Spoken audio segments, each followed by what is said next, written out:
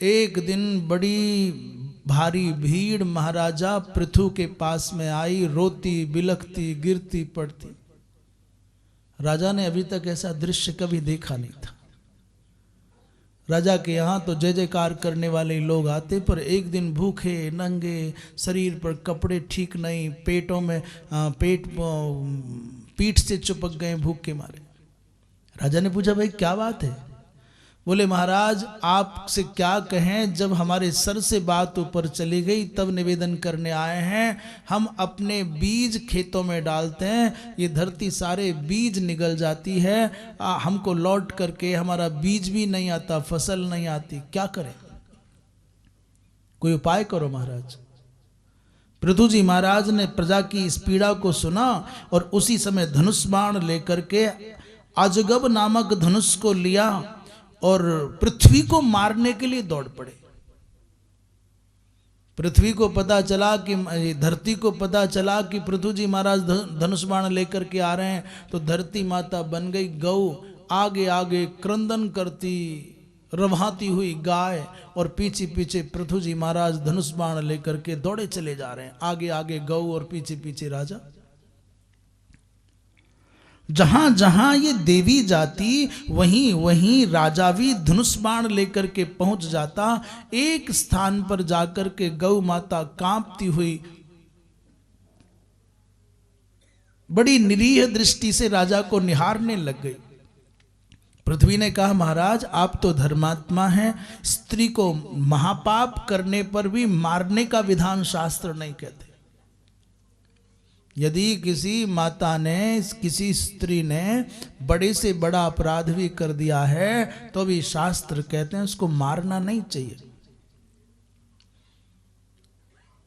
स्त्री पर हाथ उठाने का समर्थन हमको नहीं लगता कि कहीं भी किसी भी ग्रंथ में आज तक देखने में आया हो। इसलिए महाराज स्त्री के वध में तो महापाप लगता है।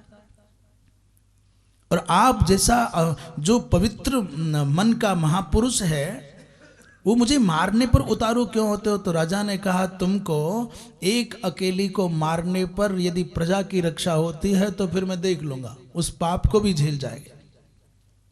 पृथ्वी ने कहा, महाराज मुझको मार दोगे तो तुम्हारी प्रजा कहाँ रहेगी? क्या तुम्हारी प्रजा की भूख मिट जाएगी? समस्या का समाधान करने की ओर सोचो, मुझको मारने से तुम्हारी बात नहीं बनेगी। राजा ने कहा, क्या समस्या है?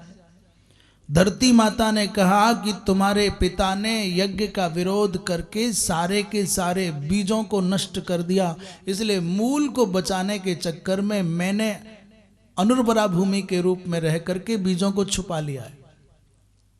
इस संसार में विधाता जितने भी वनस्पति बनाता है, जितने भी औषधि बनाता है, जितने भी अन्न उगाता है, जितने भी पशु पक्षी हैं, उन सब का उद्देश्य है यज्ञोपासना। और यज्ञ होना बंद हो जाएगा तो दुर्भिक्ष तो आएगा ही आएगा।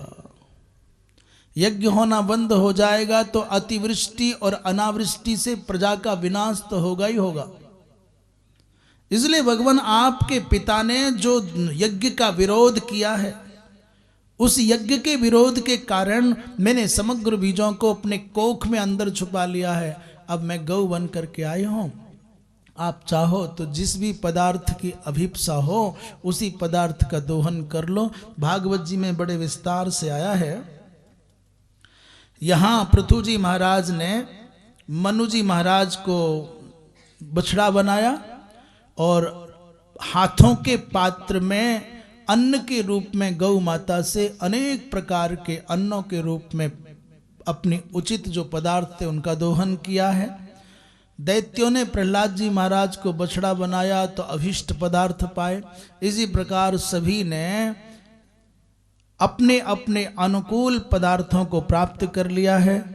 गंधर्वों ने, सर्पों ने, यक्षों ने, पितरों ने, देवताओं ने, दैत्यों ने, राक्षसों ने, पर्वतों ने, सबने अभीष्ट पदार्थ प्राप्त किए गौ माता बनी हुई धरती से। बोली वृंदावन बिहारी लाल की। इसकी फलश्रुति क्या है? कहते हैं जो इस बेन के पुत्र महाराजा पृथु के जन्म की कथा को सुनता और सुनाता है, उसके समग्र दुष्कृत नष्ट हो जाते हैं, दुष्स्वप्नों का समन हो जाता है और उसका प्रभाव अप्रतिम हो जाता है, अर्थात समाज में उसकी कीर्ति बढ़ जाती है।